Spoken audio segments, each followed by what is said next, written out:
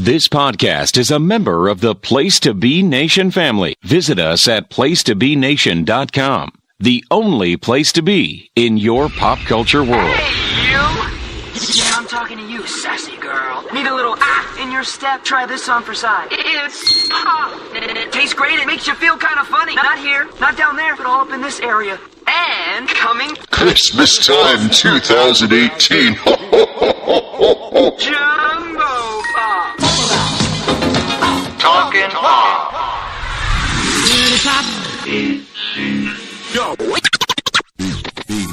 Sick and tired of hearing all these people talk about what's the deal with this pop life and when is it gonna fade out? The thing you got to realize what we're doing is not a trend. We got the gift of melody, we're gonna bring it till the end. Come on now. Hi, welcome to Talking Pop. My name is Jennifer Smith. And, the guy that I do this with, my partner in crime, I don't know if I could say that. That might be trademarked. But anyway, Tim Capel, how are you, sweetheart? Hey, Jennifer Smith. I am quite well. The weather outside is very weather here lately. It is weather. And this is an episode I've really been looking forward to bringing to our listeners. And you may notice that we are guestless tonight. So while we don't have anyone else in studio with us for this occasion, we will have actually many guests in spirit. And in spirits, honestly, because, you Always. don't know. You don't know about us, but... Never know. So last episode, we were actually going to do this for a Christmas episode, and then we got the opportunity to do a shoot interview with Greg Phillips. So we did that instead and pushed this. But I'm glad that we're able to do it and to get it in before the end of the holidays. I guess timely. A broadcast, anyway.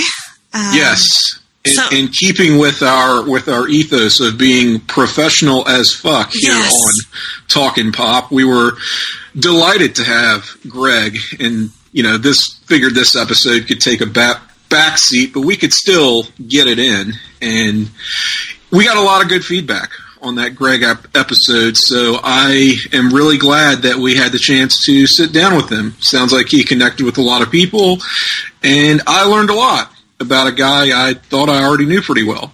Right, so, yes, amazing. Cool stuff, yeah. And I think that there were some topics that we didn't get into that I thought that we might, so I feel like there might be a second edition of that. I think so. But we'll see. We'll see. We'll let Greg spread his wings more, and have some more life experiences and then come back to report them to us. Yeah, there's definitely sequel potential there. I agree. But we do want to talk about the holidays because it's such a joyful time, the most wonderful time of the year, and so many great experiences can happen, and so much wonder at the season, and we don't care about any of that. We just want to, talk about the fuck shit junk of it all, because that's what we do. And there's just so much to mine when it comes to the holiday season. Right, absolutely. So this is going to be our, you could call it Surviving the Holidays episode, or at least Not Drinking Alone episode, perhaps. Yeah, there you go. So we're gonna tell some stories. We're gonna have some personal recollections, and all with an aim towards humor and entertainment, and just acknowledging how kind of fucked up this time of year can be. And being honest. Right. And it's funny because, as a parent, I see all this as so different than I did when I was a kid. I mean, it's just not even the same thing. And then you try to make the same Christmas magic that you experienced as a child, and you try to do it for your kid, and sometimes that shit just does not work out. Does it end in tears? Sometimes it really does. Oh my. So this will be my son's 9th Christmas. Mm-hmm.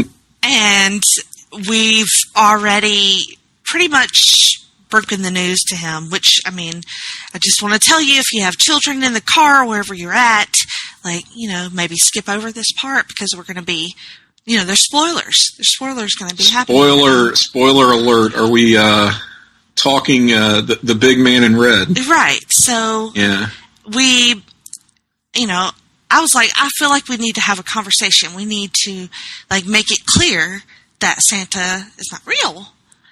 Because my child is very literal. So it's going to be, really hard to break it to him. And then we decided just not to do that. We're just going to let it happen naturally. We're not going to have a sit-down discussion and make it a big deal. We're just going to, have the presents laying around, not be upfront about it.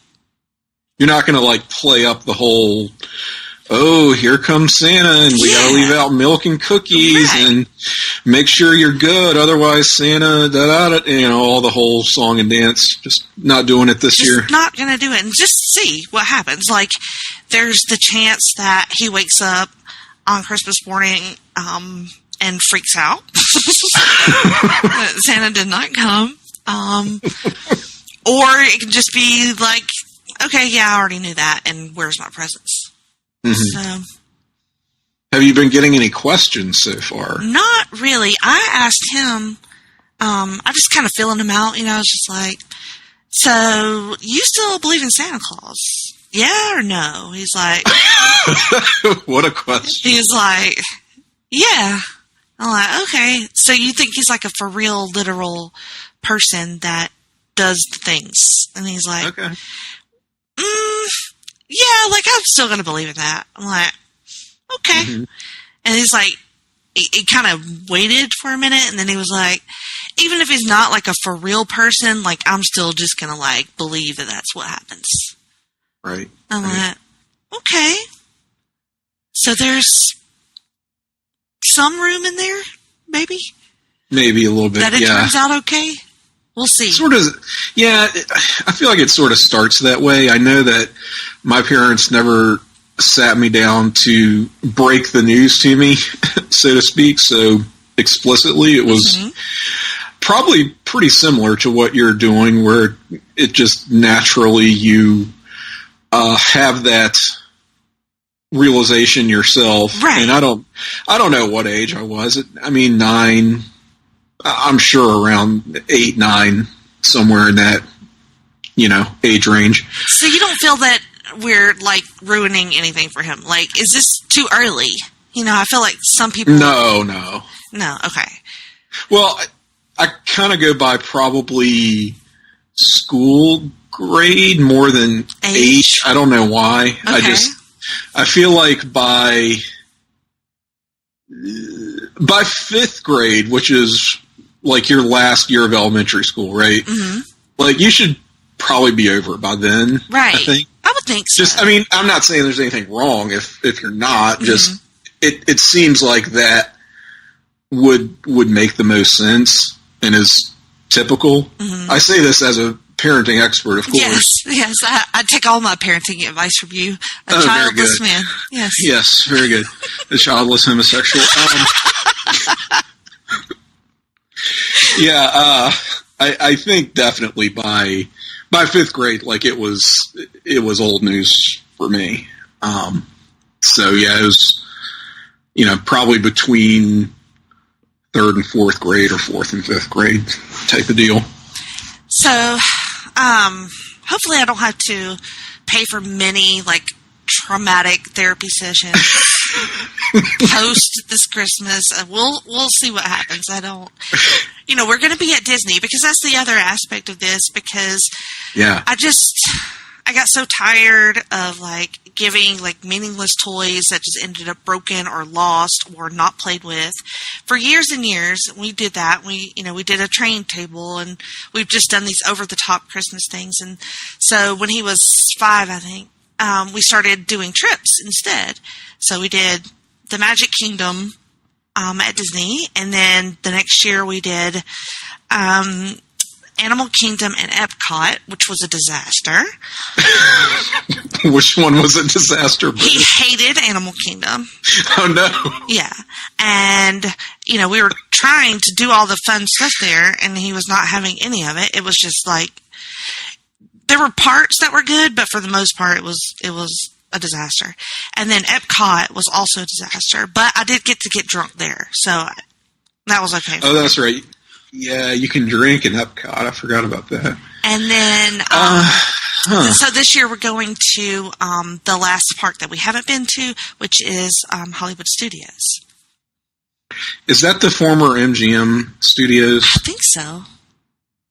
It's been since I was 12 years old. I have no idea. Right. Well, I think that might help in this transition, doing something that is a little bit different anyway, that's not like, presents under the tree, so that there's not that expectation necessarily. So, if there is if next Christmas you don't travel or do a theme park or something, it's not going to be the whole, well, Santa didn't come type that may be helpful in easing and giving a soft landing to this farce that we've concocted. Right? Isn't it amazing though? Like this collective lie that we just tell our children. Yes. And we build a whole industry around it, You know what it is? It's like the only successful large-scale conspiracy theory. It's aimed exclusively at children. Mm-hmm. So it's the type of thing that compare it to the moon landing hoax, right? Which I honestly think should also be aimed exclusively at children. But, there are adults that believe things like that. Mm-hmm. And you think about what's necessary to maintain this facade. Like how many moving parts and how everybody's got to be on the same page, and not one person can spill the beans, or just it all collapses, right? Well, we pulled that off with the Santa myth. How did we do that? I need to research this because I'm sure there's stuff that I can read about this, but once you think about it, it's pretty amazing. It's impressive, right? It really is. I mean, it goes across all cultures and races and continents, and it's this lie is the one thing that brings us together. Unites us, yes. The one thing we can agree on is that we can lie to children. Just lie to children, just for no reason, really. Yeah, to give them something nice in this world. I guess before we take it away cruelly. Oh, amazing. So you're traveling. Well, not so much traveling, but I guess you're kind of traveling, doing something non-traditional for Christmas, and which you mentioned you've done before. How does that compare to sort of your own upbringing and your Christmases that you can recall growing up? Like, did you typically stay home? Have you gone out of town for a lot of Christmases? What's that like for you? No, we did not travel for the holidays because we lived right there with basically my entire family. So my mom was a single mother, #daddy issues, and so it was me and her and my brother, my little brother, and we were broke, like real broke, real poor in Alabama. Can you imagine that? So that was kind of. Yeah, and so we lived right there with, and it's like we call it the compound because So we had our trailer. Yes, it was a trailer. My grandparents lived in the house next door with my Aunt Lisa. And then I had an aunt across the street. And then I had another aunt like down the road. And then as the years have gone by, the compound has just expanded. So we built a house down there. My mom has a house down there. Several of my cousins live down there now. So it's like a whole thing. So we never had to go anywhere for the holidays. We were all just right there together all the time. And like I said, we were super broke. But I do remember once the Santa wool had been, cleared from my face, I learned about this thing called Christmas Club. And I don't know if anybody else has ever heard of this or knows what this is, but at my mom's job, throughout the year, they could hold back a little bit of their paycheck and put it into the Christmas Club. Mm-hmm. And that's basically how she would pay for Christmas. And we would, even though we were super broke, we would always have fairly nice Christmases for us. So, my brother would get a bike or whatever. I would get an easy bake oven, or as I got older, it was CDs, movies, and so I don't remember there being a lot of angst around that time because it always seemed so slush compared to all the other times. Yeah. We're not getting anything. Hey, we're living large right. at least yes, on this one day. So it was. So I do have good memories of that. And I do have memories of finding all of our toys in my grandmother's closet. Yes. So I can vividly recall that. We would go and snoop in there and find all of our toys. Yeah. Did you ever find actually wrapped presents? No, they were all in bags. I had a friend who would not only find their wrapped presents, but would unwrap them and then wrap them back up. That's smart. I would do that's that. Dedication, Yeah. Mm-hmm. I just, wow. Way to ruin it for yourself. I know, but yeah. If you really just can't wait. You have to know. You have to know. Yeah. They're right there. And then, so I had four boy cousins and my brother. I was the only girl. And so my grandparents would do cash for all the grandkids. And she would always put them in little envelopes and stick them on the branches of the tree. So, to this day, That's if I cool. give, cash or, a gift card, I'll put it in an envelope and put it in the tree. That's a neat tradition. I don't know. I just figure that's where they go. Mm-hmm. And plus, they get lost. Oh, I do have a funny story. This is random and just occurred to me. But anyway, let's go with that. Now let's hear it. And it's not from childhood. It's from about 5 years ago, maybe. I got the movie Superbad. John gave it to me for Christmas, right? So I wanted it on DVD. So I was so excited. I was so excited about this movie Superbad, right? Jonah Hill and whatnot. Had you seen it already? Yes. Okay. But I really liked that movie, and so I was really stoked to get it on DVD. I don't know I don't even know how old that movie is anyway. Gosh, I feel like it's probably older than 5 years. Oh yeah, 2007 is what I've got in my head. Jesus, yeah, 10 years. All right, fuck me. It's at least 10 years. Yeah. So. Oh man, that's crazy. So later on in the day, I'm like, okay, yeah, we need to go watch Superbad now. And I go through all of my shit, I open it, and the DVD is not in there. It's empty. It's not in the case? It's not in the case. And I'm like, oh shit, did I take it out and throw it away? So I go through all the Christmas trash, you have 18 trash bags full of wrapping paper and boxes and shit. And I search through everything, can't find it. To this day, I have no idea where that DVD went. It's just it just lost in the nether, no clue. We never found it. What the fuck? kept expecting to, like, come on it someday, like, kicked under the couch, or, like, it got put in another case or something by accident. Never found it. And I was super disappointed because I wanted to see that movie so bad. Well, that's that. Yeah. I mean, was this a new, like, unwrapped? Yes. I just distinctly remember taking the cellophane off of it, you know, because they're a bitch to get into when you're trying to open a DVD. And then, you gotta carefully peel that tape off, and then you got the, you know, they seal it around the edges, and you're, like, struggling to do that and breaking your nail to do it. And I did all of that, and then I don't know.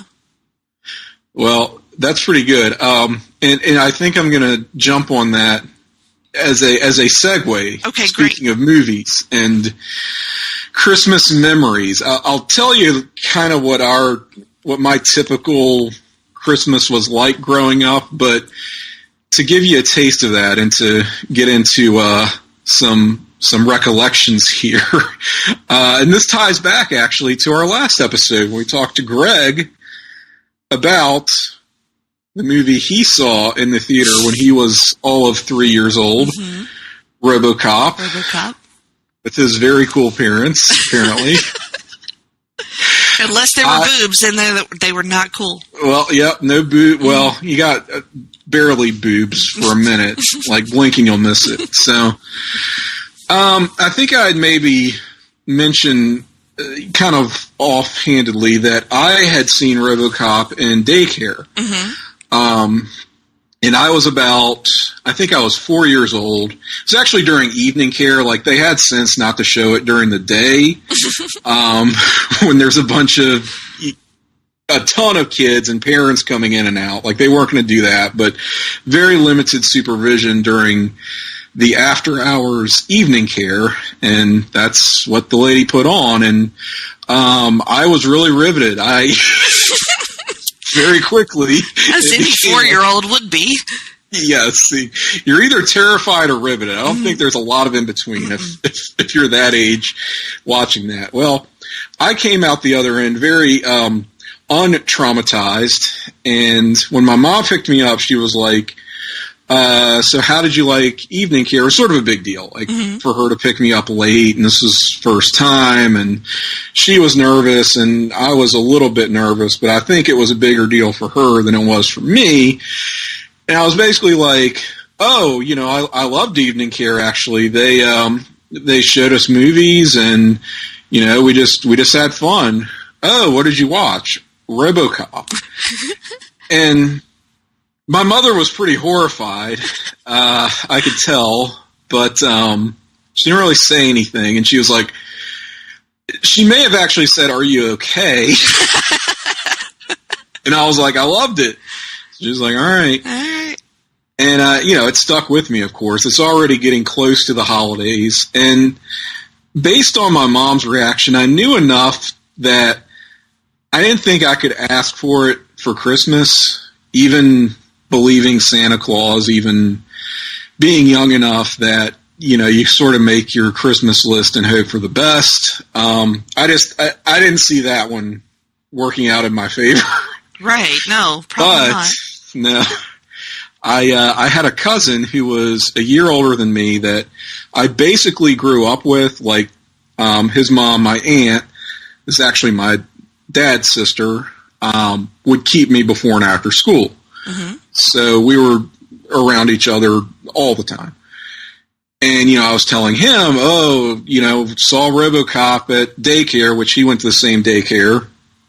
And, oh, it's great, it's great. Kind of hoping that he would get it for Christmas. I see you played the long con. Kind of, like, I didn't know I was, right. But maybe I did. I don't know. Setting up your own situation here. Yeah, exactly. And sure enough, his mother being, I don't know, somewhat more permissive, finds it under the tree on Christmas morning. So we one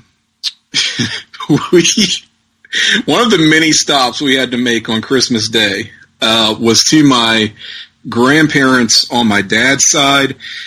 here's the thing about growing up, coming from being the product of a broken home. Christmases are kind of awesome in a way because you get multiple Christmases when your parents are divorced. Right, unless you have a deadbeat dad. Unless you have a deadbeat dad. Exactly. Important caveat, if both your parents are still in your life, you get 2 Christmases, which is cool.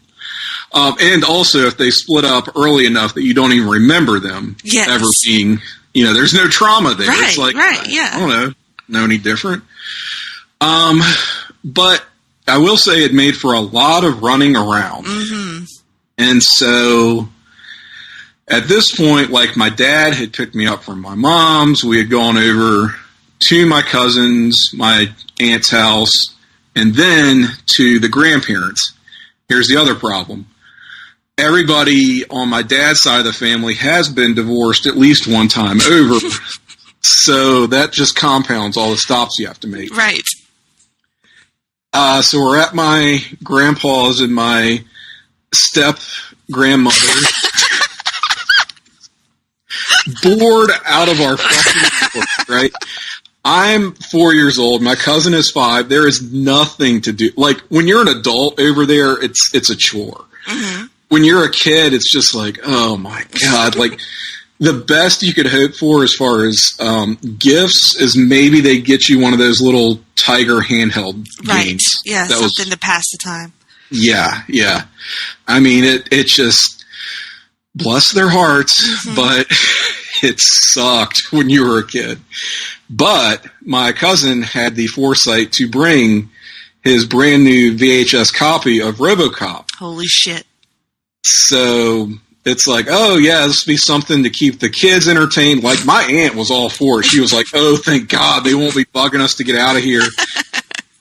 And she pops it in the VCR like immediately. As soon as we get there, she and my dad are visiting with their dad and stepmother. Mm-hmm. And we're sitting there entertained by RoboCop. Let's just say that, this was not the TV edit with such great dubbed lines where characters are calling each other things like air hole and what was the other one? Iron butt. It's F-bombs flying fast and furious, right?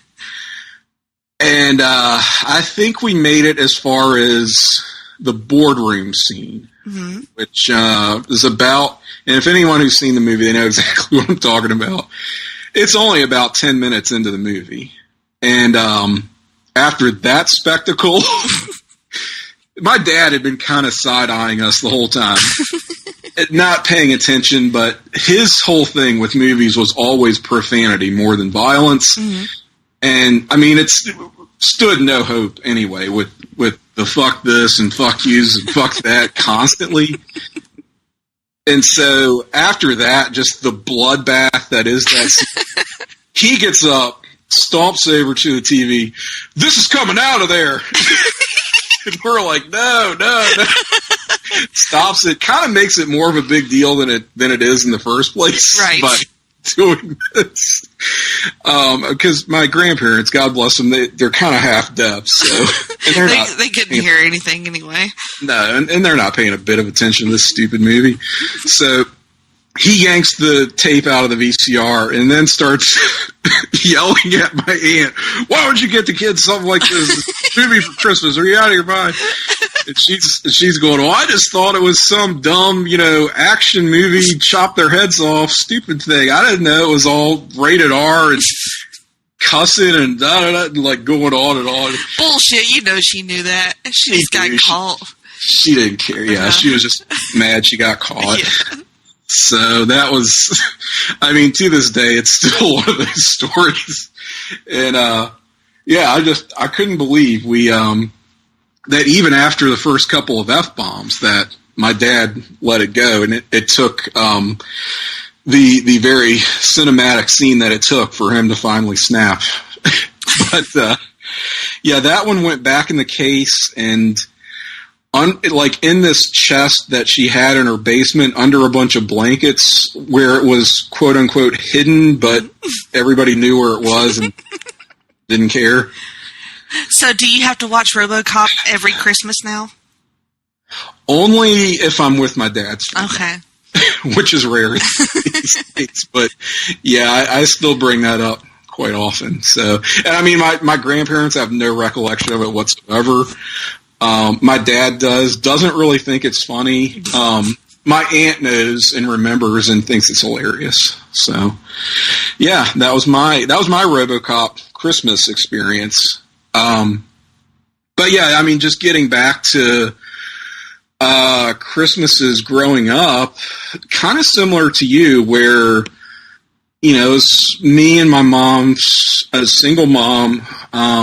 She did eventually remarry, but not until I was legally an adult. So it was really just us for my entire childhood. And I would actually sort of rotate different years, staying like at my mom's Christmas Eve, then my dad's the next year, and then even my grandparents on her side, my mom's side, the year after that. Now, so did you have a preference? Who did you want to stay with? Oh, that's funny. I would say my grandparents, honestly. My maternal grandparents. We lived with them for about 2 years when I was younger, and I did not take it well when we moved out. Like, I did not want to live with just my mom, and to your point, be kind of poor, right?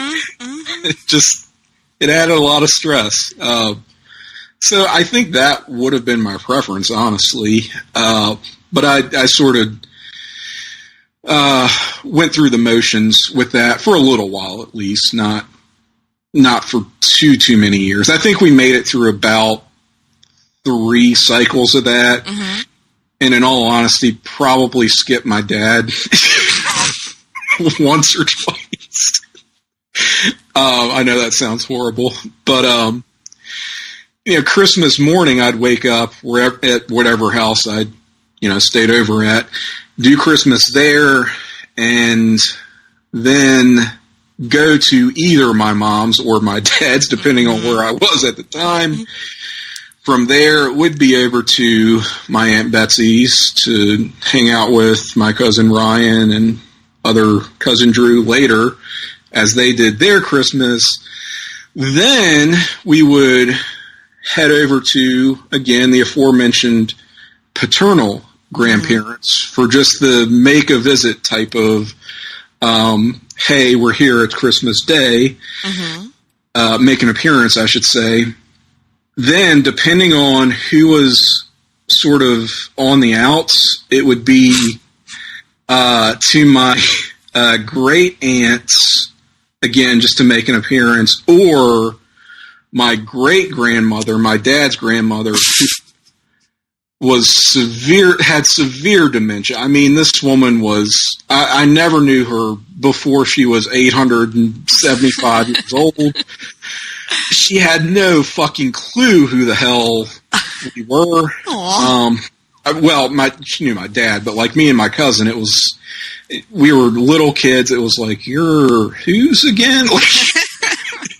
It was just, and she could be kind of, I don't know, she could have episodes. I'm not trying to make light or anything, but it was just, I think my dad did it because he felt like he had to. Well, yeah, obligation is like 80% of this shit anyway, right? Yeah. And that didn't keep up for too long. But the big stop on Christmas Day, no, we're not done, would be at my dad's actual mother's, who was just kind of the matriarch of the family and would have a huge Christmas gathering at their house where you would see pretty much all the extended family. And that would be our day, a really, really busy day with a lot of running around. So, as a child, did you notice that the adults, did they drink the various locations? Like, was there some houses that were dry? Like, you could have a drink at this guy's house, but not this one's? That's a good question, and I don't know if I've ever thought about. Because here's the thing. When we were kids, my dad's never really been much of a drinker, not even like a secret drinker or anything. My Aunt Betsy did not drink when we were kids. Well, she might have been a secret drinker. But she was not like an outward partier when we were little. Once we got older, she was like, I mean, she kind of found herself, let's say. She got her groove back. Yeah, sure did. So yeah, I mean, but even at different family functions, she, wouldn't be openly drinking. My grandparents definitely did. They were like they were teetotalers. At my grandmother's, for the big gathering, people would be drinking beers. Not getting shit-faced or anything, but you'd see people with beers. Nothing really harder than that. So alcohol, not a big fixture growing up, Christmases in my family. My mom would always have a beer.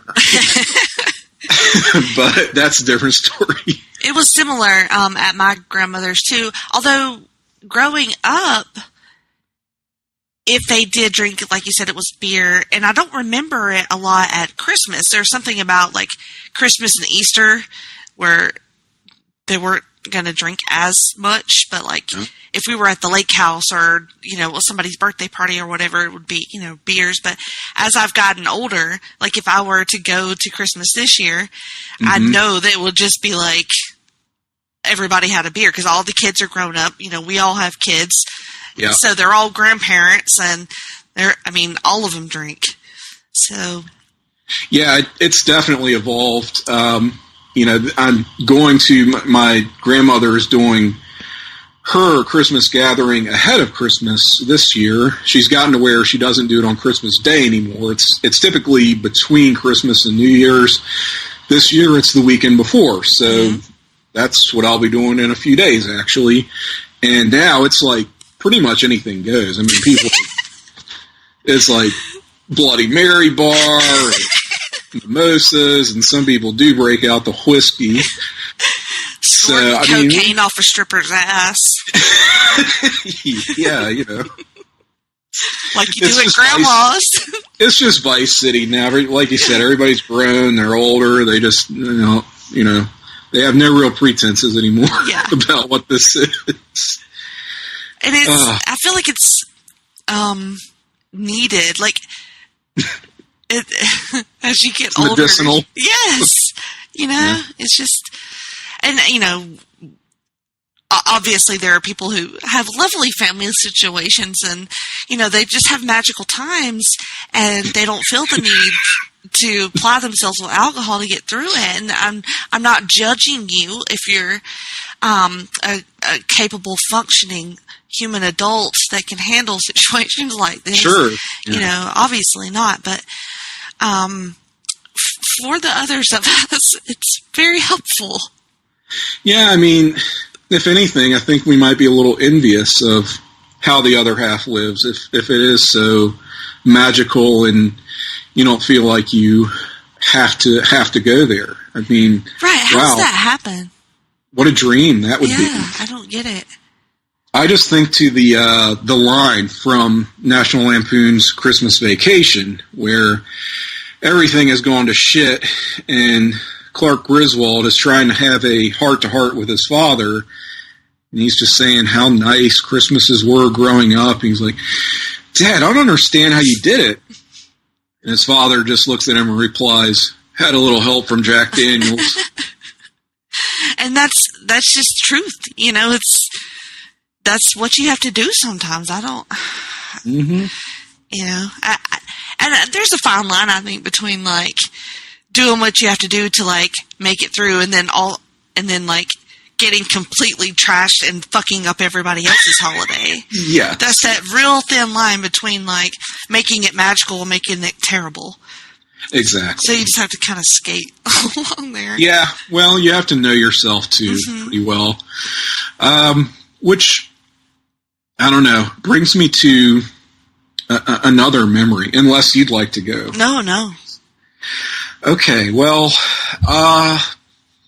this was a Christmas, I guess in my teenage years, where we had sort of gotten away from much of the running around on Christmas Day. I was at my mom's, it was just the two of us, and I don't think we'd really done much of anything. Like, maybe I had come from my dad's earlier that day, but everyone else, well, had either died or... That sounds really bad. Or they were divorced out of your family.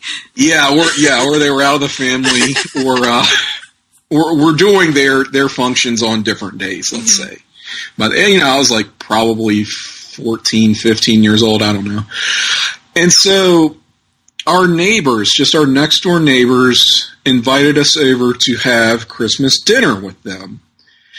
And my mom just thinking, well, we kind of have our Christmas Eve traditions where we like to do what we like to do, but Christmas Day, for dinner, we don't really do anything. Mm-hmm. So, I don't know, that might be nice. All we have to do is go next door. We don't have to get dressed up or anything or put on airs. And the situation with my next door neighbors, it's a woman we'll call Mary, because that's her name. I started to think of, I don't know, something else to call her, but I knew I wouldn't be able to remember it. So, yeah, we will not be protecting the innocent, the guilty, for that matter, either. Married to, her husband is Michael, and he's just one of those, like, middle-aged loser stoner guys. He had a job, like he ran a thrift shop or something. Like, no one was really all too clear on what his employment situation was, which meant he was largely an unemployed person.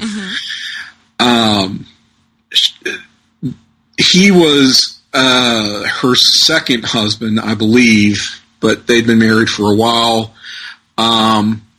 Mary had a daughter, Kim, who was my age, around my age. And, I mean, we hung out, but we weren't really friends. It was just kind of, how there would be, well, I don't know if you know, but there would be kids in the neighborhood that, because they were kids in the neighborhood, you hung out with. Right, yeah. They were called my cousins in my neighborhood, but yeah. Okay. You were sort of stuck with them either way. So we hung out. Assholes, all of them. Bunch of dicks. And so that's who lived with them. But Mary had two other children. Julie, who was, I don't know if she was the oldest, but older than us, and Bill. And so this is what became known as Christmas with the Addams Family. Because all of the children were just feuding constantly, just openly cursing each other at the dinner table. And Mary is, of course, humiliated, has her head in her hands for much of the dinner. I remember at one point, I don't know why this line sticks in my head. I just thought it was kind of a good one. I don't know that I've really used it, but maybe I wanted to. Bill says something to his sister, Julie. Julie shoots back, Bill, why don't you pick a finger and fucking sit on it? So, how old are these people? Julie's like in her early 20s. Bill is, I don't know, around the same age. And we're just like, my mom and I are just kind of looking at each other. And, I mean, we're no strangers to dysfunction around the holidays, really. It's just sort of, I don't know that we knew we were signing up for this. And it was sad because the food was actually pretty good. Like, we didn't even know Mary could cook worth a shit. And I think she wanted to just show off a little bit and just have a nice dinner and a nice evening. And it was anything but. Bill left at some point to get cigarettes.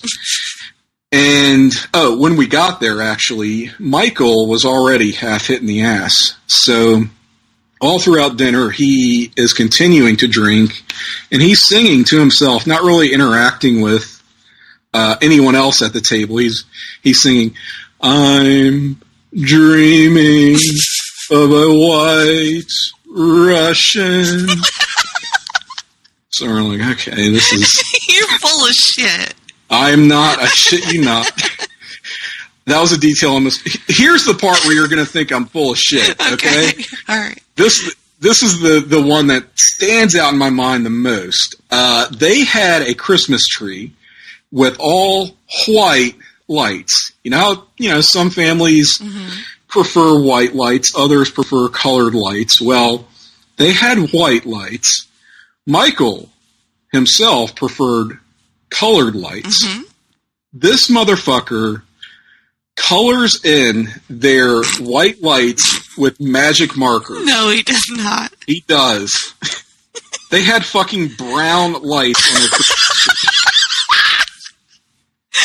I mean, it looks sort of fucked up because we're looking at it, and it's still, white light, I guess, but it's coming from like these differently colored bulbs. So we're like, what the fuck are we looking at? And and finally he was like, oh yeah, I just colored the lights. And we're just going, it doesn't work like that. This is an adult, and this is what somebody really did and thought this was a good idea. And so we got back home and we were just like, what the hell did we do? What are we doing? What are they doing? Did it make you feel actually like functional? As a little bit superior. Yeah, you're just like, we're bad, but at least we're not as bad as those fucks over there. Yeah, I know, right? But yeah, that was Christmas with the Addams Family, circa 1998. Good times. And I mean, yeah, we were like the well-behaved ones on that occasion. We just left it to them to bring the depravity.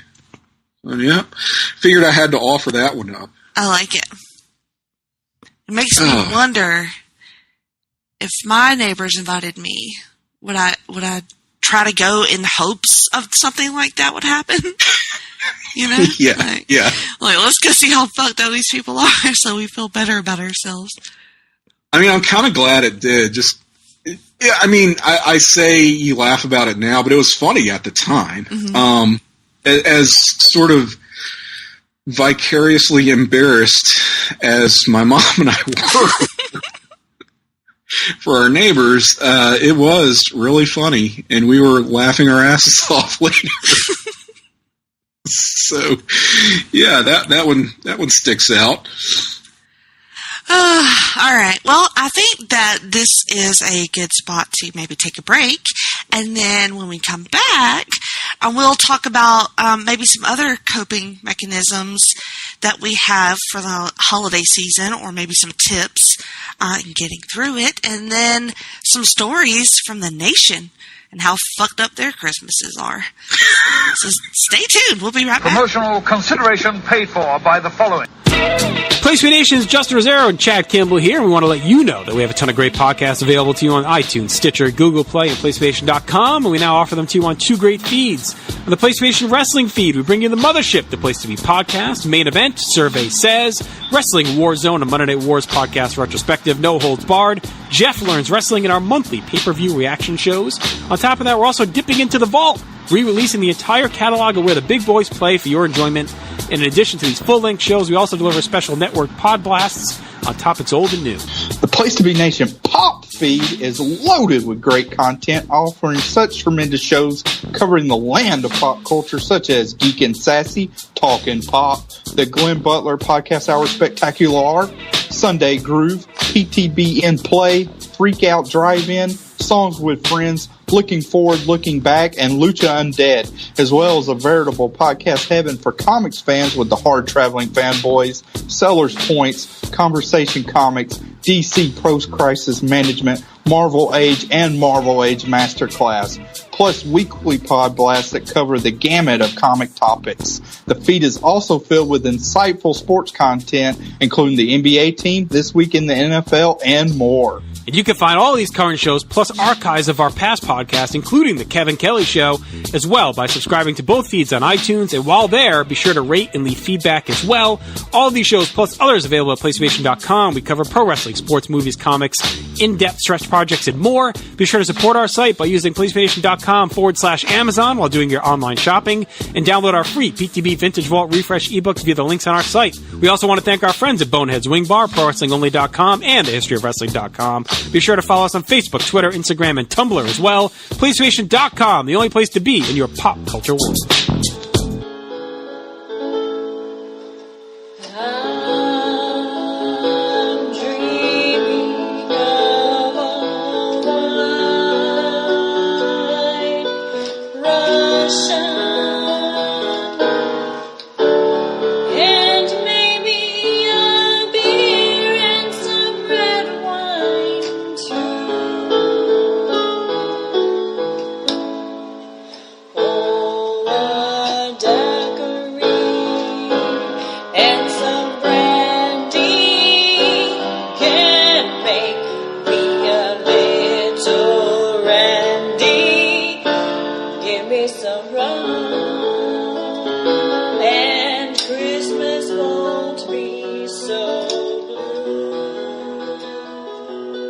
Place to Be Nation, pop. Welcome back to Talkin' Pop, where we are just as festive as you want to be on this holiday-themed edition of Talkin' Pop, filled with mirth and merriment. I am Tim Capel with Jennifer Smith. We are sharing stories from our own upbringing, great memories and absurd memories of Christmases past, with an emphasis on how fucked up this holiday can be. We are now going to turn it over to our guests in spirit. So we placed a call for stories from the nation, and we actually got a pretty healthy response, right? Yeah, especially in the, 2 hours before we started recording that I decided to ask. Oh, yes. Yes, this was so very planned. You know, that's how we roll, Tim, That's how we usually get our best stuff, is when we just throw shit out there and see what happens. Yes, and we love showing how the sausage is made. Mm-hmm. And I think I would like to kick it off with this from our frequent guest, Mr. J.T. Rosero. Ah, yes. And by the way, I haven't read all of these beyond just seeing the names. Mm-hmm. So some of this will be my live shoot reactions. So we have from Mr. Rosero, he writes to say, there may or may not be footage of me freaking out and nearly in tears when I got Hasbro wrestling figures that I didn't know even existed for Christmas when I was 12. Okay, opened the gift, got figures I didn't know existed, screamed like a bitch, and almost started crying with excitement. And it's on film. I think it was the Mountie, Jim Neidhart, or Sid, presumably Justice. Very good. Yes, JT, I can, that's a shoot comment, brother.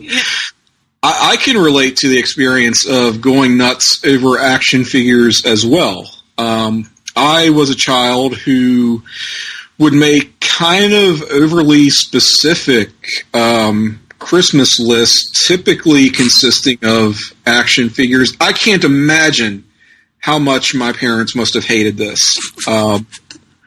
Running their asses all over town trying to find these fucking action figures.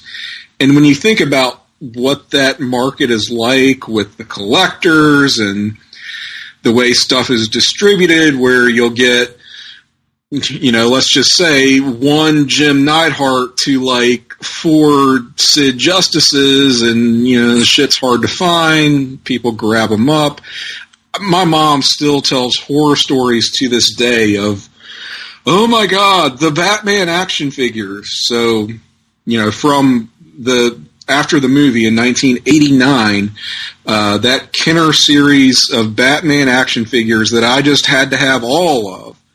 She's waiting outside in line, KB Toys, if you remember that, and how it just gets mobbed as soon as the place opens with people just tearing through boxes before anything can even be put on display shelves. A very sympathetic, helpful clerk who took pity on her kind of pulled her aside and was like, get what you want out of this box. There's at least one of every. Yeah.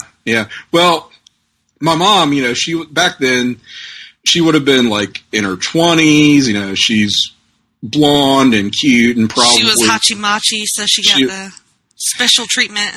I guess so, She flashed the doe eyes at that KB Toys clerk, and it worked. So, but I mean, I believe her that it was that bad because I've heard of scenes like this, and yeah, especially Batmania back then. Oh my God.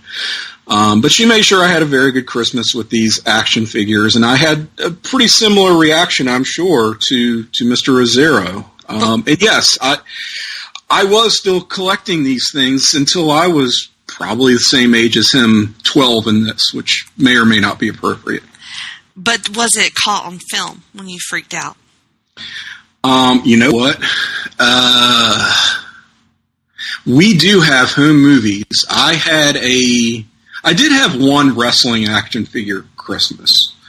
I was never as into wrestling or wrestling action figures as I was like He-Man and X-Men, certainly later on, and all the Marvel and comics-based stuff. Mm-hmm. But there was one Christmas, I want to say 90 or 91, where there are some home movies, and there is footage of me opening and describing, I got the WWF wrestling ring. I think it was, I don't know, it had like the elastic ring ropes.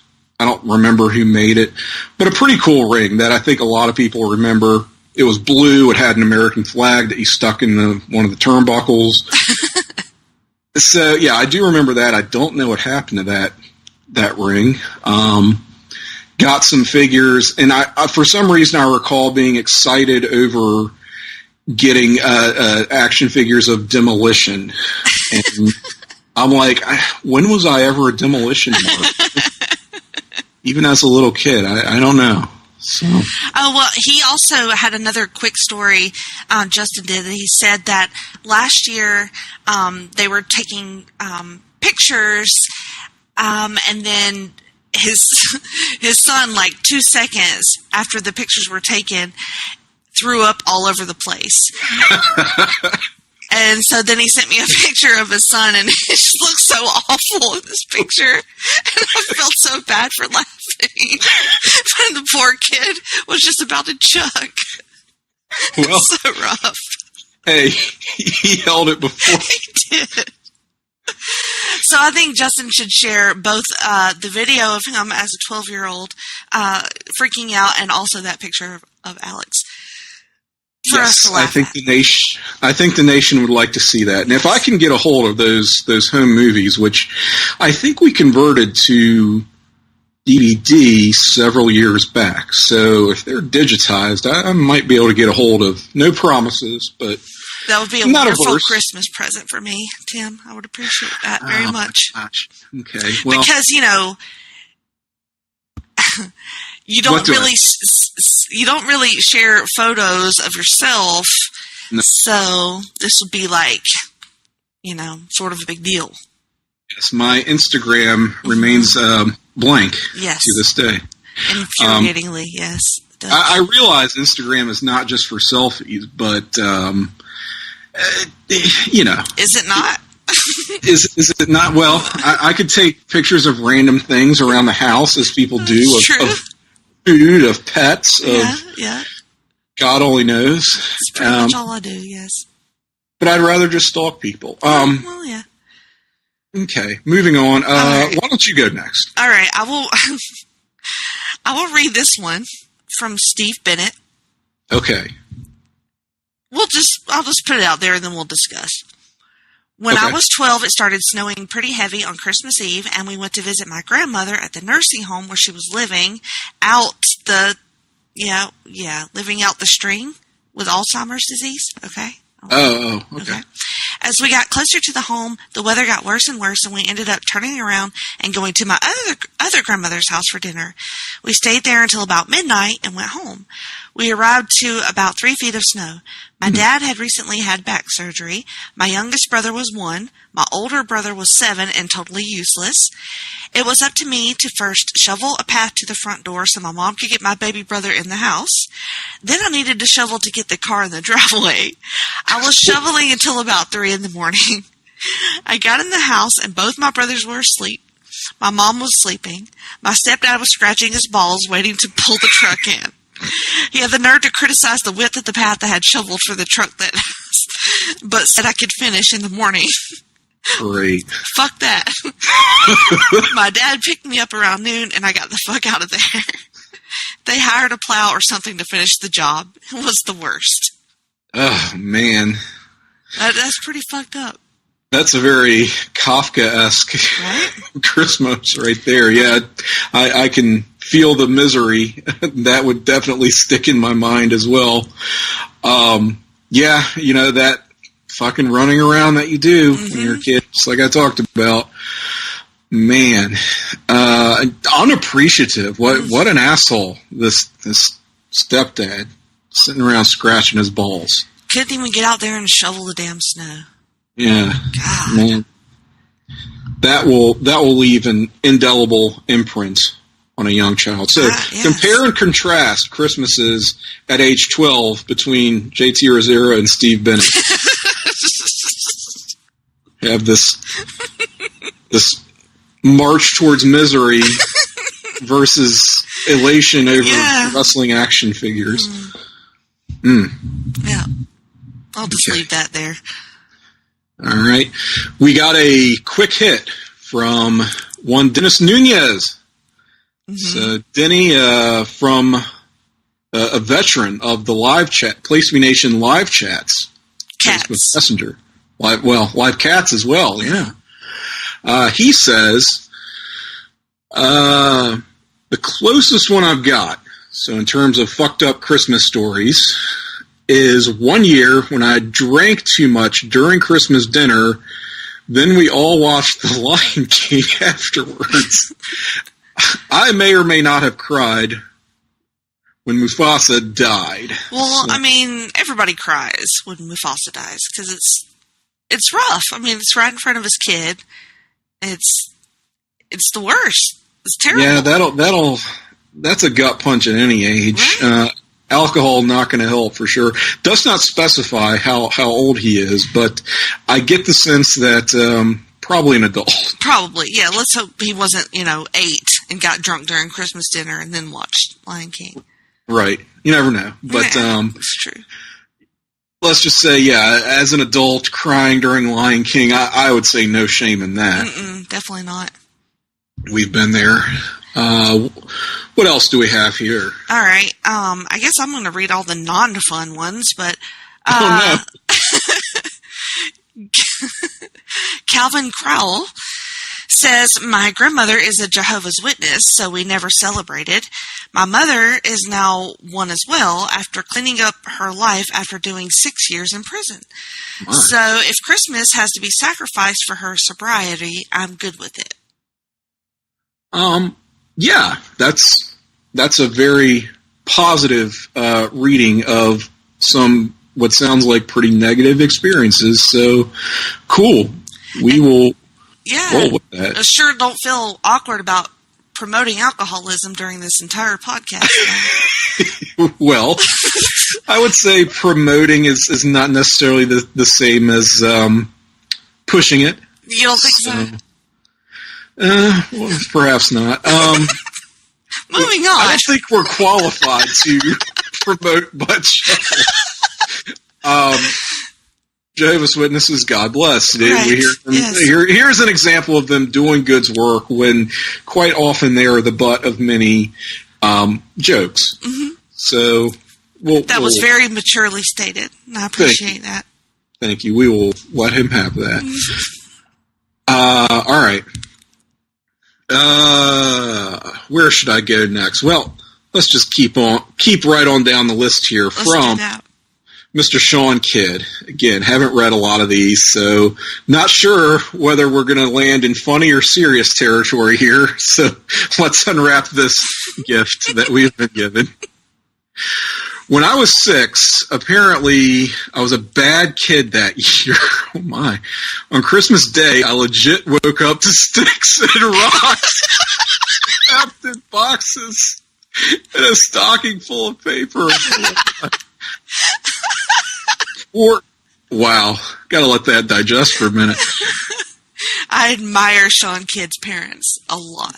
Man, holy crap. How bad was he? 4 hours later was when my parents 4 hours they did this. When my parents let me in on the real presents with a note from Santa that he expected me to be a better child next year. There would be no more second chances. Fuck. I'm curious as to whether that worked or not. You know, did you turn your life around, Sean? So he got like a warning Christmas. Yeah. Where he got he got the shitty stuff that they told you would get. You know, not quite a lump of coal, but pretty fucking close to it. Sticks and rocks. Sticks and rocks. And then it was like, okay, just kidding, but seriously though. You see, this is what happens. 4 hours. Can you imagine? Man. He also adds a different story. Every year we go to Florida the day after Christmas to visit my in-laws. We would leave Christmas night, drive through the night, and get there at 6 a.m. Wow. One year we arrived and my mother-in-law took pride in showing her Christmas decorations to her kids. While she is doing that, my wife and I are unloading the car. She's showing the kids her train on the floor by the piano in front of the door. She's on all fours and wearing a short nightie that exposed everything. My jaw dropped, and I looked at my wife holding in my laughter as she sighs heavily and says, "It's a jungle up there."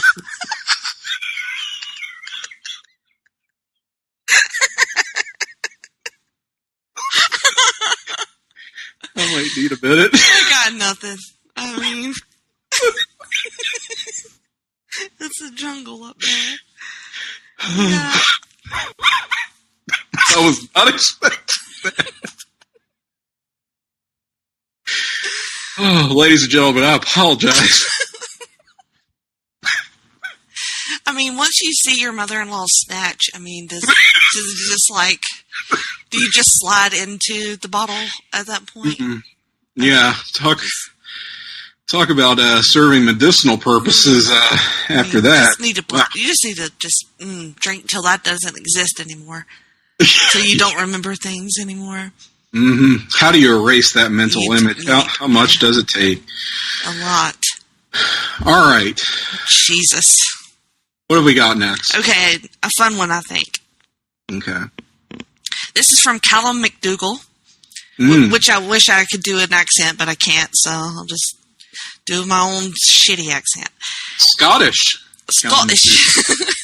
I think it was about 2010. I had my first proper Christmas night out without work, and towards the end of the night, Jaeger bombs were being delivered to the table. Fucking hell. Mm-hmm. Here we go.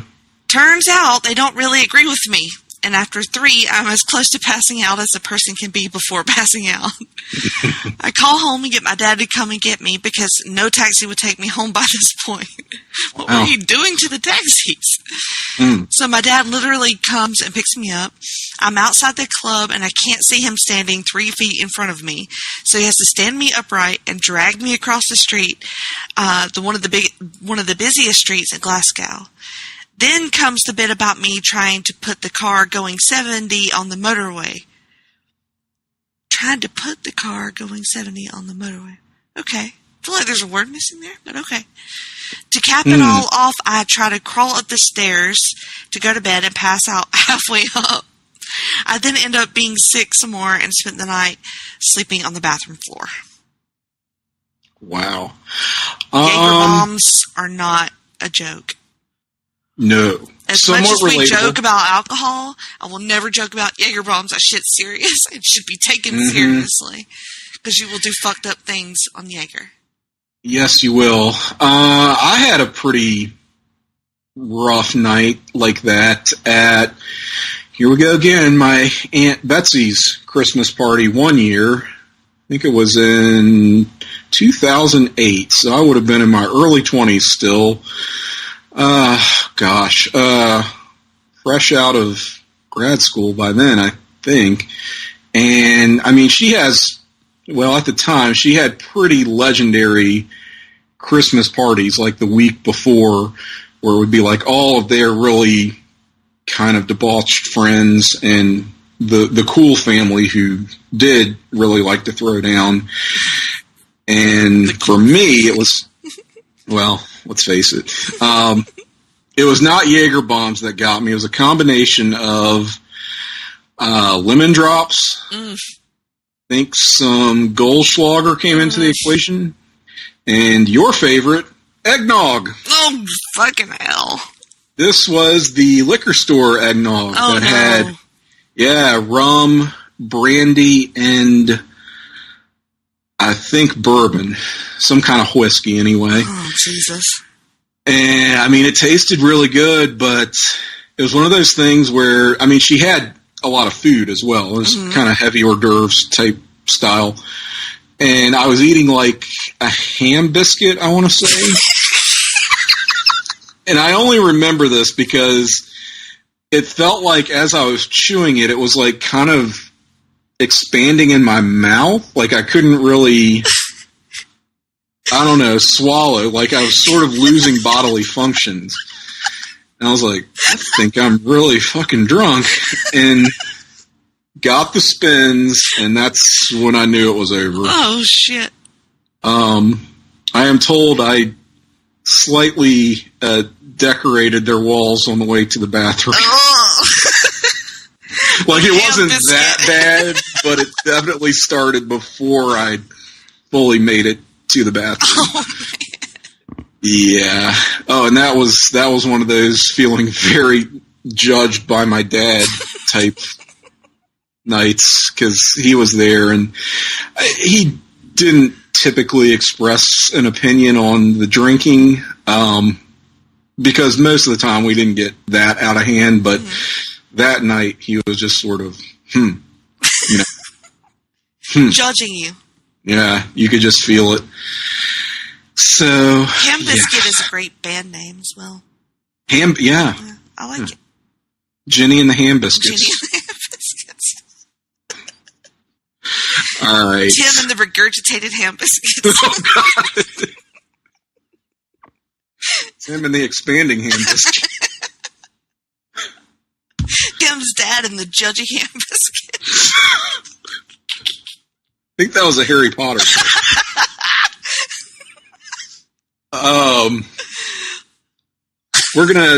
We've got got a couple of entries actually. Yeah. 3, it looks like, from our good buddy Steve Williams of the Songs with Friends podcast, which is always a good listen.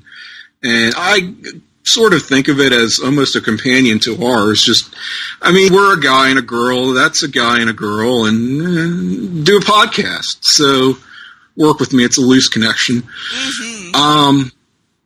All right. So first up, he says, all I wanted for Christmas, 1989, here we go again, was the Ninja Turtles NES game. I remember that. My parents stashed the game inside of another gift, and I didn't find it until hours after we opened gifts. 7-year-old Steve was geeked out of his mind until my cousin came over a few hours later and stole the game. What the shit? Only to somehow lose it before I could get to his house. It didn't turn up for months. Oh, that's fucked up. That's worse than my super bad story. That is. God, at least you're an adult. Yeah. What a shit. I do remember that game. That one fucking level with that jump that you can't do, and it's not even really a jump. You just walk across. PTSD flashback. Yeah, Christmas '89. That must have been a big, like, between Batman and Ninja Turtles, and it was a big movie year too. Mm-hmm. That must have made parents insane. More from kind of my playbook here. His second story, I was a huge He-Man mark when I was a kid. Yeah, buddy. My older cousins had all of the Masters of the Universe stuff. Castles, vehicles, all the characters. Oh, I'm salivating here. And 2 weeks before Christmas, they told me someone broke into their house and stole it all. Of course, it was all under my tree on Christmas morning. Instead of seeing that they were in cahoots with my parents, my little dumbass thought my dad was the thief. I just spit into the phone to call the police to report the crime.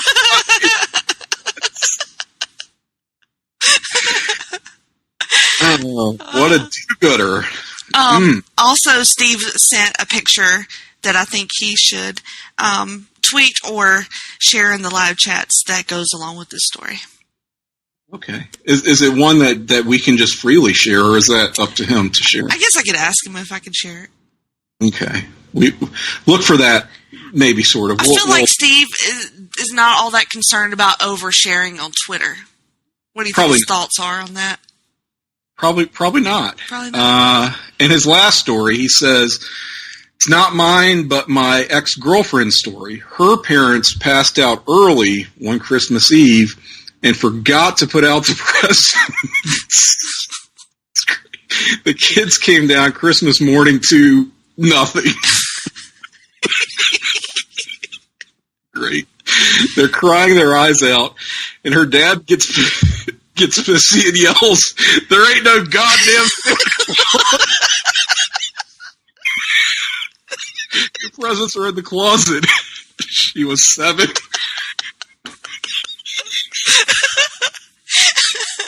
In hindsight, maybe that's just what I should have done for you.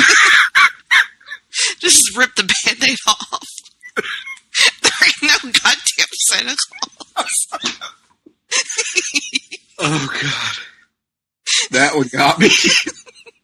That one really got me. All right. Well. Thank you, Steve. You cannot see me winking at you through your iPhone or your listening device, but I assure you I am. All right. So my favorite story. Oh, God. We saved for last, and it comes from one and a half of the Hard Traveling fanboys. His name is Nick Duke. He says, one Christmas Eve when I was probably 6 or 7, it stormed pretty intensely at our house. At the time, I had a pretty intense fear of bad weather, so I went and got into my parents' bed because I was terrified. So when I go to sleep, I'm in between my parents. This is not where I am when I wake up. At first, I'm awakened by a strange noise that sounds to my young ears like a dog panting. So as I open my eyes, I realize that I've somehow gotten to the foot of my parents' bed and am on my side facing the other side of the room. I tilt my head back towards the other direction to investigate the sound of the noise, and I see my father's bare ass with my mom's legs on either side. Unsure what to do, I turned back away and pulled the covers up over my head silently. I have no idea how long I laid there waiting for it to be over, but it felt like an eternity. So my most vivid memory of that Christmas isn't of gifts or family events, but of being awakened by my parents fucking. I love how he just laid there. Just like covered his ears. Well, I love how they had the audacity just to, go at it like that on when you gotta Christmas. fuck, you gotta fuck, I suppose. I don't know. Yeah. Mm. That does take some. Oh, God. Hey, it's cold. You want to stay warm through natural body heat. Yeah, you figure your kid's going to sleep through it anyway, and, depending on the stamina of Nick's dad, sometimes you wouldn't even have to wait that long. I mean, I'm not insinuating that I know the stamina of Nick's dad. I'm just saying that. Well, no, but what we do know is this is prior to the days of Blue Chew. Right. So, it might have been what may have been an eternity to his young mind may have been, a very short amount of time. Mm-hmm. Mm-hmm. Time has a way of sort of dilating and compressing when you're listening to the sound of your parents fucking. I've no doubt. On Christmas morning. Christmas morning. I bet you weren't scared of bad weather ever again. Yeah, working on a September sibling, no doubt. Thank you, Nick. Thank you to everyone who shared their wonderful memories. Yes. It livened up this podcast a great deal. Yes, we had talked about having a guest, and then we're like, I guess not. But then this is kind of like having a bunch of guests, so I like it a lot. So look for this format again. I feel like we might do this again for different things, I think this is flexible enough. It can be applied to various different things. Okay. Before we get out of here, we do want to keep it real a little bit.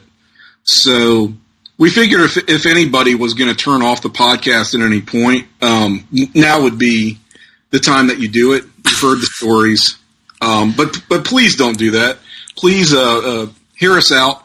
We're going to share some words of wisdom because we are just so fucking qualified in that department. Mm-hmm. Because the reality is this can be a tough time of year for a lot of people, especially as an adult, whether you have children, spouses, large families, small families, whatever. It's stressful. Jenny, I have no doubt you're dealing with a variety of stressors all your own. Yes. I find one of my tips will be pre-planning as much as you can. See, like, for me, having a trip and going to somewhere like Disney allows me to schedule things. And normally, I'm not that person. Especially if I go on vacation, I want to be a little bit free, like have some things in mind that I want to do, but not be like a rigid scheduler. But I think in this instance, going to Disney and having a plan and having reservations and this, that, and the other, it helps to structure you. So even if you're not taking a trip, I would say do as much pre-planning as you can do. Like, whether that means, like, if you're cooking, try to get a lot of the cooking out of the way ahead of time. Or, take a couple minutes and wrap presents, in the days leading up to Christmas so you don't have to wrap 8,000 presents the night before if you're a parent. Just little things like that. Does that make sense? That does make sense. I think that is pretty good advice, just trying to be organized and plan and not let everything pile up and turn into this last-minute ordeal, just making it so much worse than it seems like. And I would say be okay with, like, when it comes to gifting, okay?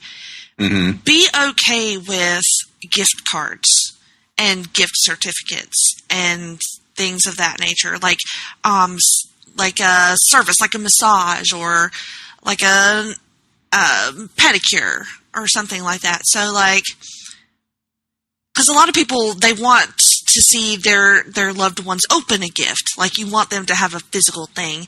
So some people have problems with like cash or any of those things. But I would say just embrace that, because it's easy on you. The other person still gets something awesome, and it still counts if they open an envelope and they're still surprised and happy with what they're getting. So like, try to just be chill with that.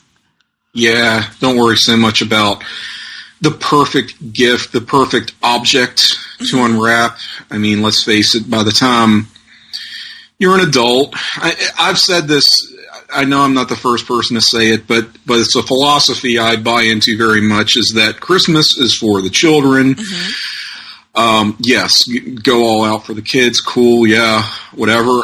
But as adults, and especially when you're exchanging gifts with other adults, I think we're all pretty much on the same page and get it, as far as we don't care that much. We're not kids anymore. This is not really about us. Yes, it's nice, but so what? That's yes, Christmas only comes once a year, but it also comes every year. So if you feel you're dropping some bombs on me tonight, friend. I know that sounds like a very, I don't know, pessimistic attitude, but it's not really. It's if you feel like you didn't show up with your A game, let's say, this Christmas, believe me, next Christmas is going to be here sooner than you know. Short of some existential disaster that wipes out all life on the planet, you'll get a do-over. You'll get many, many do-overs. I mean, it seems like years go by faster and faster the older we get. So next Christmas will be here sooner than you know it. So I don't know. Don't sweat this one so much if you're feeling like somehow you fell short or didn't get that perfect gift. I say this, of course, as someone with no children. And it just, for me, I feel like my mental health kind of dive bombs going into Christmas. Not because I wish I was married or was closer to my family or certainly had kids. The fact of it is, I can barely take care of myself on a good day. Let's be real. I'm only ever inches away from just utterly detonating. And what that means is that that's on a normal day. So the out of the ordinary anxiety that is brought on by this season, it just starts like stripping away what little I have in the way of shock absorbers. Mm-hmm. And that's not a pretty thing. You combine that with the pressure of socialization and having to put up more of a front than usual to be cheery, mm-hmm. right? To be pleasant and upbeat. I find it really, really exhausting. I'm so not wired that way. You know me. Yes. And it really runs me down. But I will say that this year, rather than falling into that catatonic stupor of despair mm-hmm. and sucky depression life, hashtag, I've been a lot more outward facing and expressing my feelings, usually those of anger, more homicidal than suicidal. And not to, I want to tread lightly on that. Mm-hmm. That is nothing to joke about, right. But I feel sort of, kind of like George Bailey, It's a Wonderful Life. Right. After blowing up at all these people at various points in the movie, especially his worthless sack of shit, Uncle Billy. Yes. Loses the money. Yes. Yeah. And although utterly deserved, George still feels slightly guilty about it. Yeah. That's kind of where I'm at right now. Huh. So, all hyperbole aside, depression around the holidays it's no joke. It's a very real thing. Not a laughing matter. And kind of goes hand in hand with just seasonal depression, I feel like. Doesn't help that it's cold and shitty, and I feel a little bad about that. And it kind of eats at you the longer it goes on. So do whatever you need to do. I mean, you know yourself more than we do, so just have a safe haven, whether that's physically or virtually or mentally, that you can kind of retreat to when you need a break from just all of it, in whatever form it may be. If we talk about, we've kind of made light of the substances, perhaps, that we may partake in.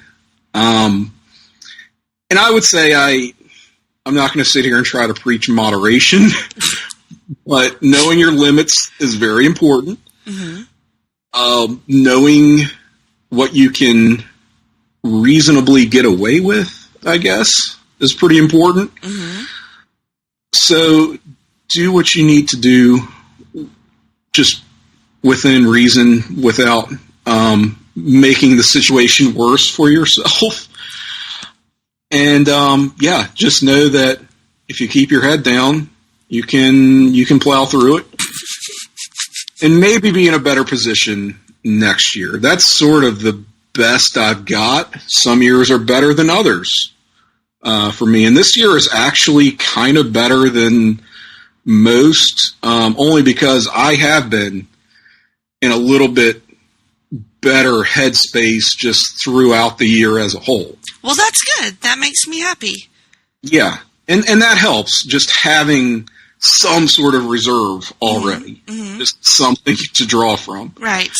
Like, because if you're already, like, desperately clawing for the end of the year, just let it be over with and, let me start next year fresh. And if you're trying to do all that, plus all this other pressure to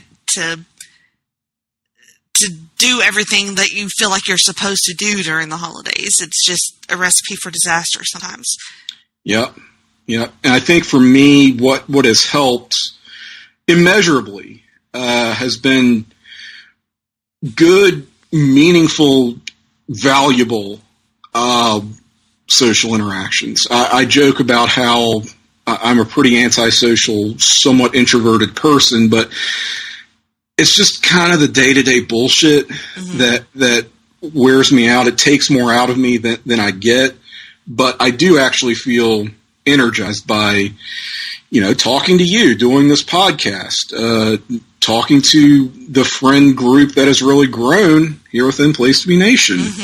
In some ways, more so than face-to-face interactions I have. And I think that's totally fine. If that improves your disposition, then I think it's healthy. As much as they say, people are so glued to their phones and nobody really has any real relationships anymore. If you're having some kind of human interaction, that's better than not. Right. I co-sign all of that you said. Distance is something that we can get around now, and things that in ways that we never have been able to before, and it's literally changed my life for the better, like in so many ways. So if you need to bury your face into your phone and talk to your squad, talk to your Facebook group to get through the day, that's what I do every day. So lean on your people. That's another, little piece of advice. There you go. Yeah, I mean, if you're already in a bad way, isolation is just going to make it so much worse. I mean, you don't think it at the time. Depression can be a very deceptive thing. You can kind of buy into it, and it lies to you. That's the reality.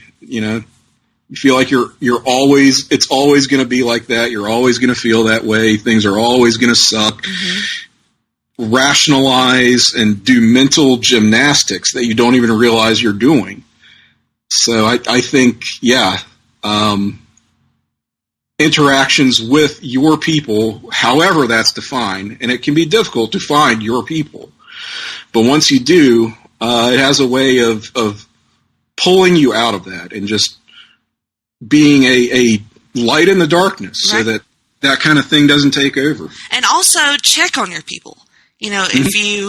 If you are worried about somebody, if somebody does cross your mind and you think, well, what are they doing for the holiday? Or I wonder how they're holding up. Reach out.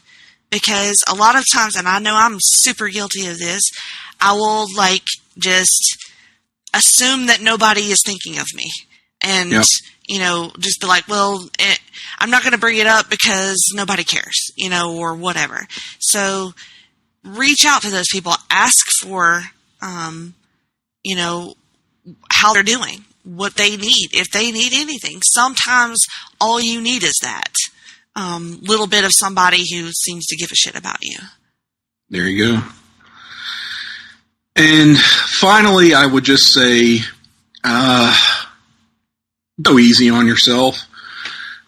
The pressure definitely gets to be too much sometimes. And if you're just having a hard time with that aspect of it, and you're like, oh, I'm not a good enough wife, husband, son, daughter, brother, whatever it is, don't worry about it. Just goes hand in hand with you'll get another shot at it. You really will. If you're showing up at a family gathering and there's an obligatory just sort of expectation to be there and you're not feeling it, and the reality is a lot of times family are not your people, and that's okay. If all you can manage to do is show up, say hi, and leave, then fine. You don't have to guilt trip yourself. Yeah. If you can't get out of the car, drive away. If you get so far as, you know what, I'm gonna go ahead and say you can do that. You can pull up, have every intention of entering that house, and if you sit there for, let's say more than 10 minutes, trying to psych yourself up into going inside, just go ahead, drive away. Yeah, just drive off. It's really fine. Everybody comes down with a case of diarrhea at some point, so just lie about it. Yeah, just lie about it. Yeah, just make up something. It doesn't matter. Yeah. Wow. I don't know. I don't know how I feel about all this heartfelt bullshit. What did we do that for? Can we just cut all that? We always seem to do that somehow or another. We do. Never sure how it goes over. Yeah. Look at us. All right, why don't we send it out on a lighter note? All right. Which is, what are some of your favorite Christmas? This is a lightning round. I'm kind of springing on you. Okay, all right. Some of your favorite Christmas movies. Are there movies you watch every Christmas Eve or at some point around Christmas? What are your faves? I think everybody pretty much, has a fairly similar master list, but It's a Wonderful Life, the Charlie Brown Christmas Special, Rudolph, although I haven't seen that this year, The Grinch, Love Actually, okay. Which I haven't seen this year yet either.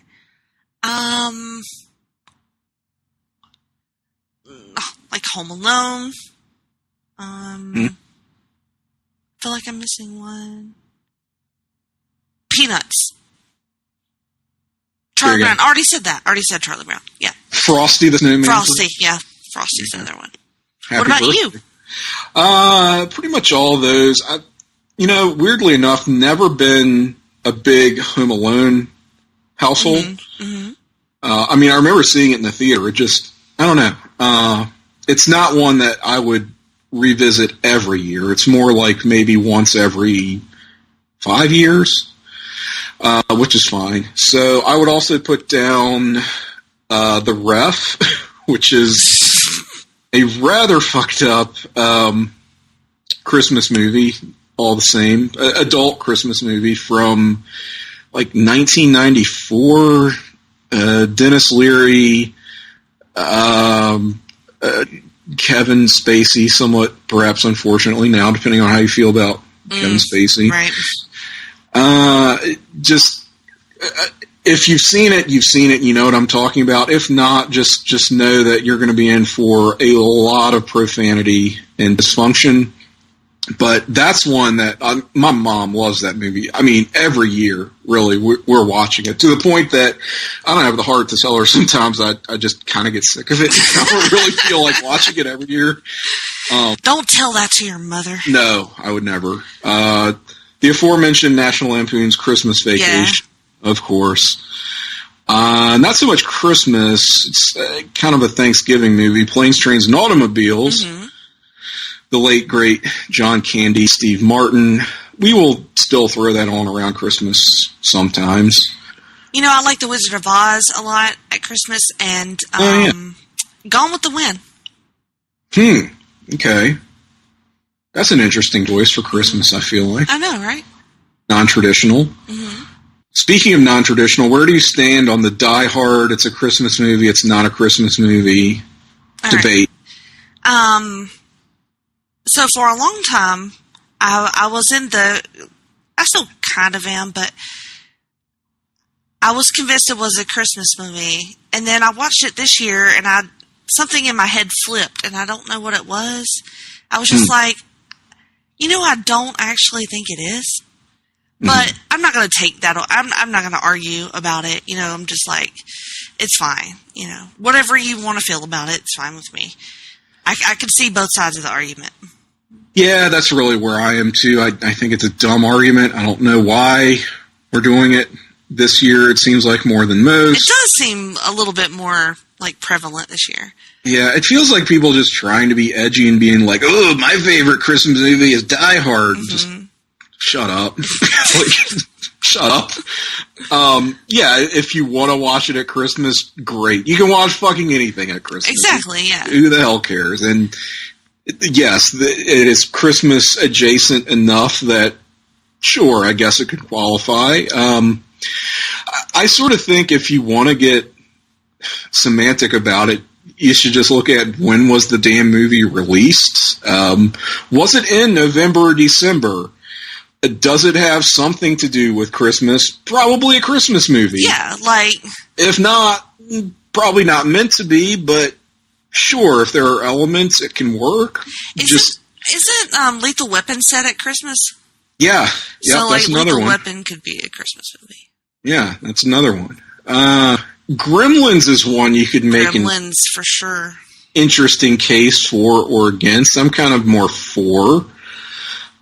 Just the very satirical tone of that. That goes a lot further than just the plot elements alone. It's sort of lambasting commercialism and just the whole idea of what Christmas has turned into can work.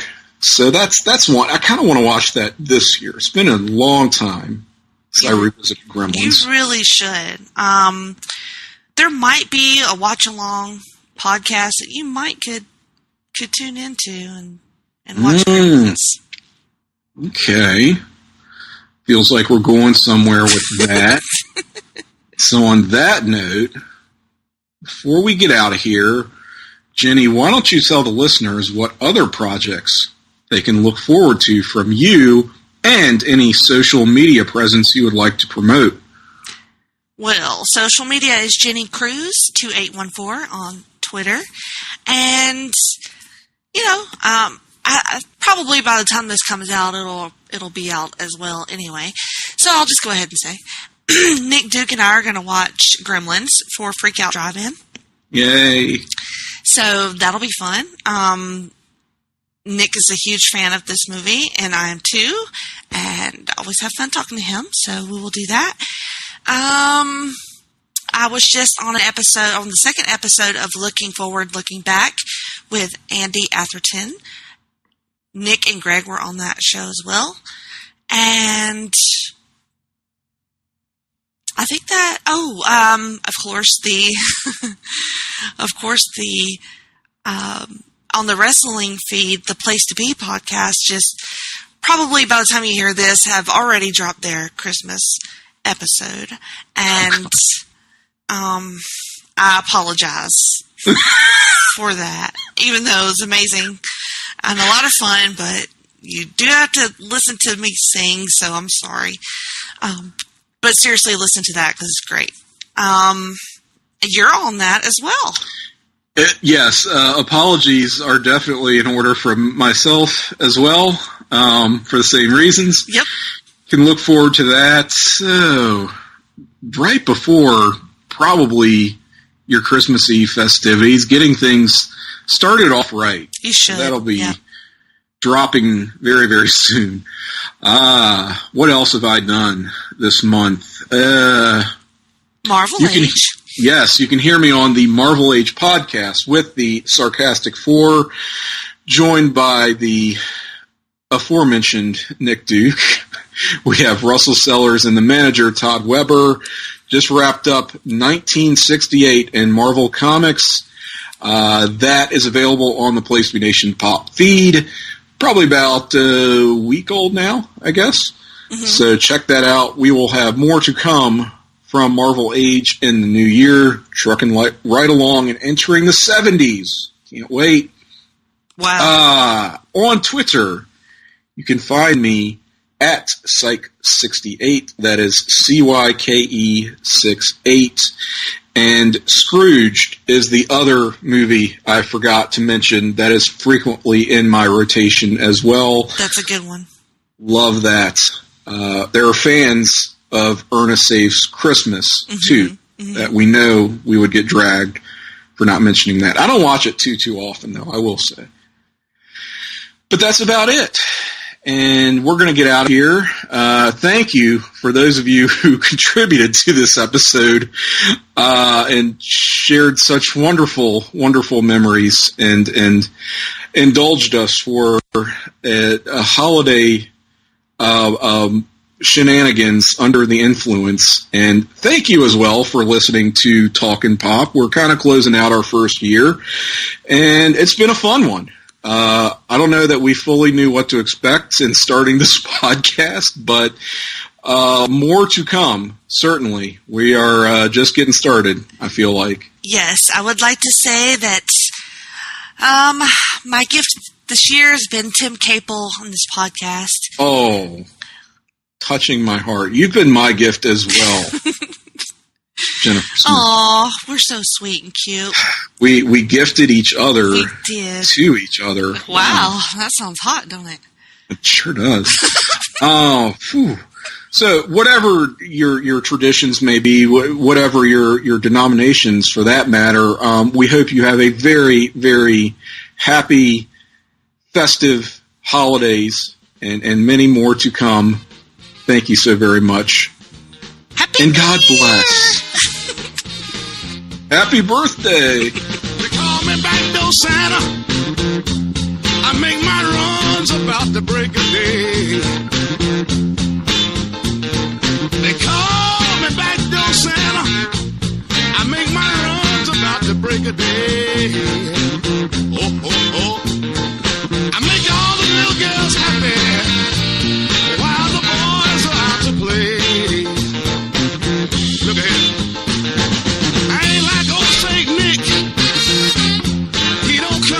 Once a year. Oh, oh, oh, oh. I ain't like old Saint Nick. He don't come but once a year. But look ahead. I come running with my presents every time you call me dear. Look ahead. I keep some change in my pocket in case the children at home. I give them a few pennies so that we can be alone. I leave the back door open, so if anybody smells a mouse, and would no Santa be in trouble if ain't no chimney in the house. They call me back door Santa. I make my runs about the break of day.